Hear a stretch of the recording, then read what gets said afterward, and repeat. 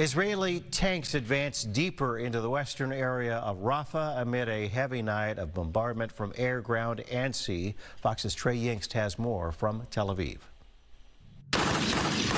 The Israeli military expanded its Rafah offensive on Thursday, sending tanks and troops deeper into western areas of the southern city, while also hitting dozens of targets using air and naval assets.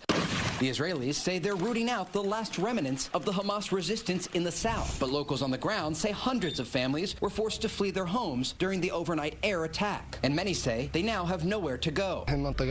There is no safe place at all, so where are we to go now? We move meter by meter. Nobody knows where to go. What is our fate?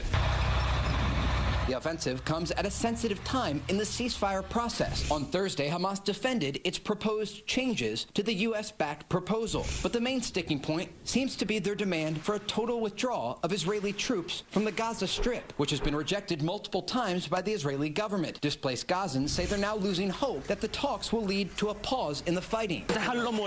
Negotiations have taken place, but to no avail. People expect and wait in these circumstances, but there is a major failure. The Biden administration now trying to get both sides to back down and stop the fighting while the ceasefire process plays out. We're going to continue to urge for de-escalation. We don't want to see a wider regional conflict, and that's why we do want to see a de-escalation of tensions in the region. President Biden is expected to discuss the ceasefire proposal with world leaders at the G7 summit this week. In Tel Aviv, Trey Yingst, Fox 9.